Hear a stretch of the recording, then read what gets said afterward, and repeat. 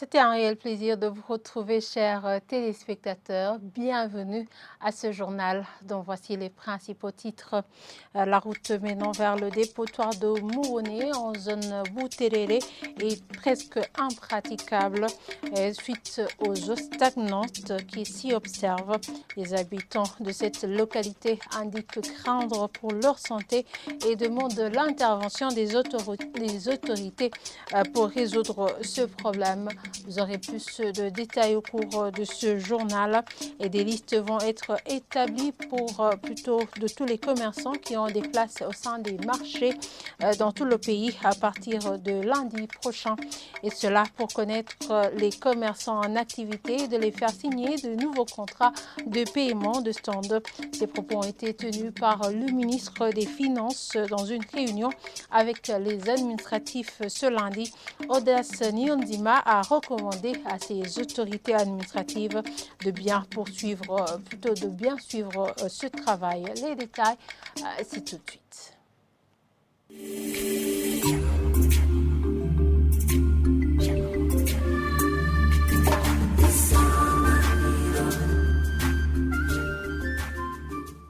Encore une fois, bienvenue chers téléspectateurs. La route menant vers le dépotoir de Mouroné en zone Bouterere est actuellement en mauvais état suite aux eaux stagnantes qui s'y observent.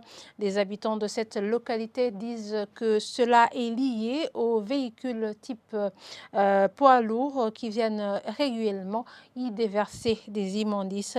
Les habitants disent être inquiets par rapport à cette situation. Et ils indiquent également craindre d'attraper plutôt les maladies des mains sales. Le chef de zone Bouterere dit être au courant de cette situation et tranquillise que l'administration a déjà pris cette question en main. Le point avec Ornella Mucho. Arrivé à cet endroit, l'on est accueilli par des tas d'immondices, des eaux stagnantes, une odeur nauséabonde et de mouches planant un peu partout. Cette route menant vers le quartier Mouroné est actuellement impraticable, surtout pendant cette saison pluvieuse. Les habitants de cette localité disent que cette route est en mauvais état depuis 3 mois. Ils disent être mécontents de cette situation. La route est détruite par des camions qui amènent des ordures ici. Ici, ce dépotoir est visité par peut-être de 50 camions, voire même plus de 50. Les camions qui viennent charger plus de 10 tonnes certains, avec une route qui n'est pas dure, la route doit être détruite. Pendant cette saison, la route est pleine d'eau noire. Je ne vois pas un autre terme à utiliser. D'eau noire, des déchets, des quoi. Ça pue. Si tu passes ici, arrivé de l'autre côté, tu rencontres une personne qui sent une mauvaise odeur. En fait, en passant par-ci, tu es parfumé négativement. C'est pratiquement difficile d'emprunter cette route, surtout avec les enfants. On peut même piétiner des épines ou des cailloux sans s'en rendre compte parce que ce dépotoir est presque totalement couvert par des immondices et cela nous cause des problèmes.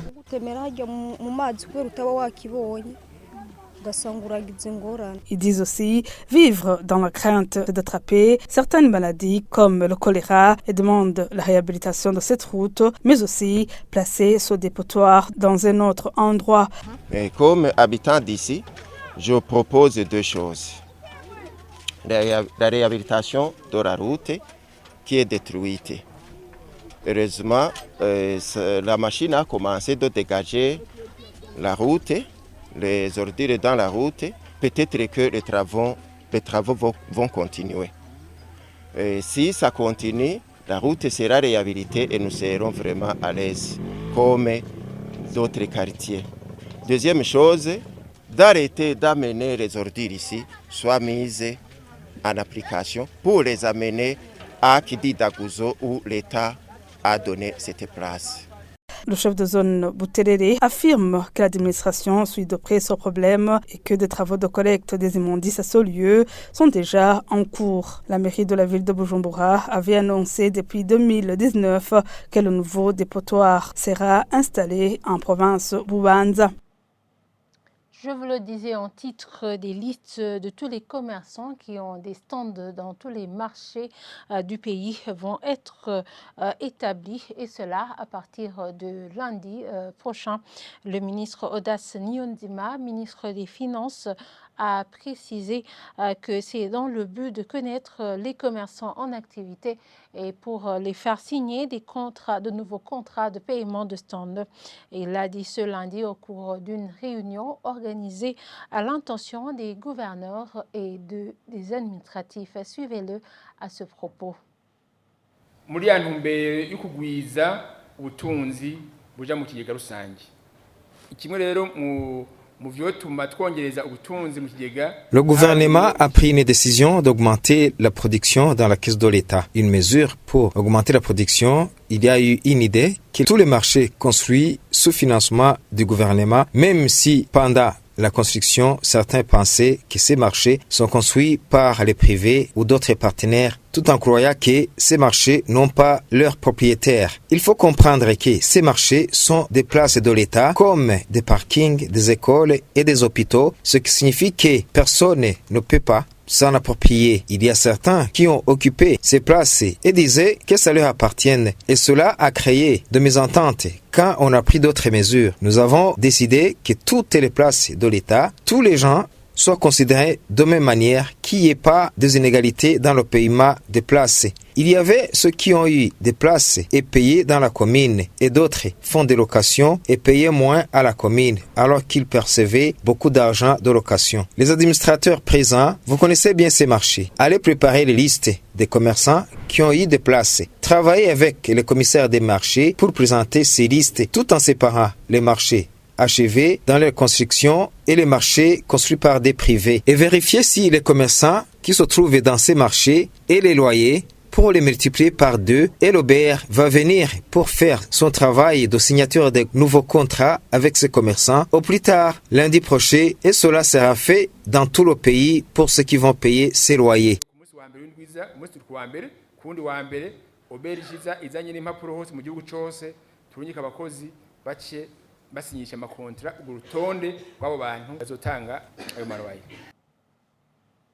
Le ministre Audace Niyonzima a été traduit en français par notre confrère Jean-Marie Mayunga. Et contenant le journal par la page politique, le parti MSP Inzo demande au gouvernement d'honorer la mémoire du Premier ministre Pierre Ngendanumwe en lui conférant le titre de héros national de l'unité. Dans une déclaration sortie ce 15 janvier, 59 ans après son assassinat, l'ingénieur Bizimana Joseph, secrétaire général de ce parti, appelle la commission Vérité et Réconciliation à faire des enquêtes approfondies sur l'assassinat du Premier ministre Pierre Ngendanumwe. Suivez-le. Le parti MSP Ngenzo Jambo Barundi prône dans son idéologie la bravoure, l'unité et l'amour de la patrie des deux illustres personnalités, le prince Louis Rwagasore et le premier ministre Pierre Ngendanumwe. C'est pour cette raison que le parti MSP Ngenzo commémore chaque 15 janvier de l'année l'anniversaire de l'assassinat du Premier ministre Pierre Ngendanumwe. Sa Majesté le roi Mwambutsa IV Bangiricenge lui avait placé confiance à 2 périodes différentes, à lui nommant comme Premier ministre le seul Hutu intellectuel à cette époque capable d'établir l'équilibre entre les 4 principaux facteurs de la vie politique, à savoir le Moami, le parti, le gouvernement et le Parlement.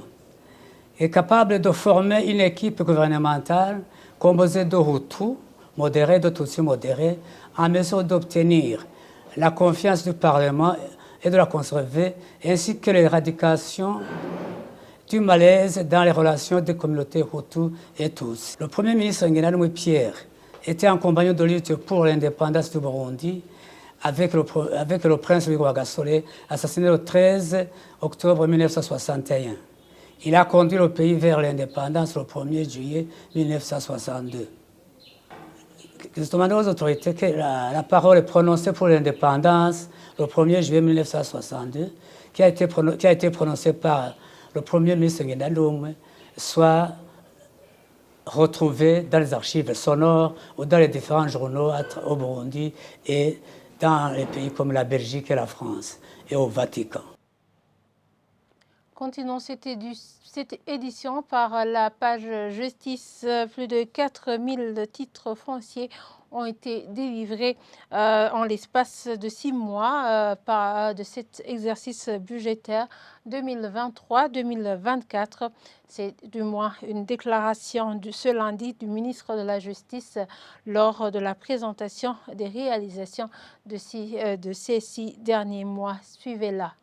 Dans le domaine foncier, le ministère de la Justice a entamé une sensibilisation de la population pour l'enregistrement des terres. C'est dans ce cadre que 4028 titres de propriété ont été délivrés par la Direction des titres fonciers et du cadastre national. En plus, la Direction des titres fonciers a commencé le système d'impression des titres de propriété numérisés. Cette direction a également fait une rentrée au trésor public d'un montant de 5 milliards 296 millions 38 926 francs burundais. En ajout des rentrées faites par les autres services du ministère, celui-ci a fait au total une rentrée au trésor public de 6 milliards 342 millions 675 186 francs. Les intérêts de l'État ont été vaillamment défendus. C'est ainsi que par des actions menées par des avocats, l'État du Burundi a été épargné de dépenser un montant de 76 milliards 631 millions 120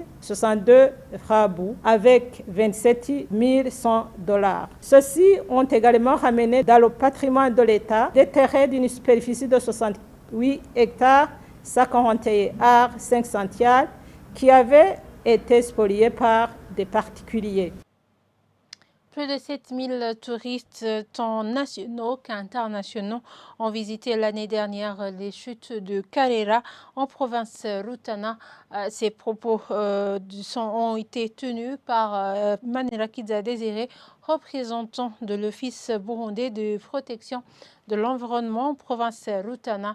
Il demande au gouvernement de fournir des efforts pour entretenir des sites touristiques burundais afin de reflouer les caisses de l'État. Suivez-le. Le site de Lokalela, c'est l'un des sites qui constitue le monument naturel de l'Est. Ce site se trouve entre les deux communes, la commune de Msongati et la commune de Mingakaev.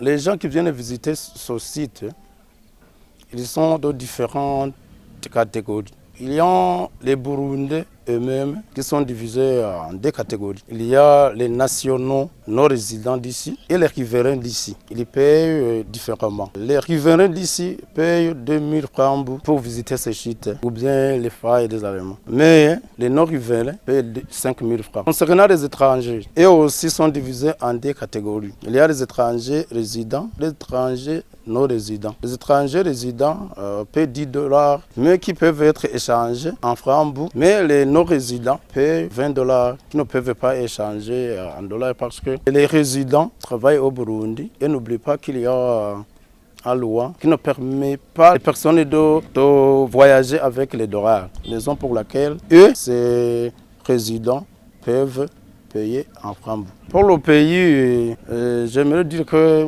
c'est un avantage parce que il y a au moins 2 ans que les étrangers et même les Burundais qui visitent ces sites-là ont augmenté. Il y a 2 ans que nous avons accueilli à peu près 5000 personnes, mais pour le moment, nous accueillons à peu près 7000 et plus. C'est un avantage pour le pays parce que ceux qui entrent paient.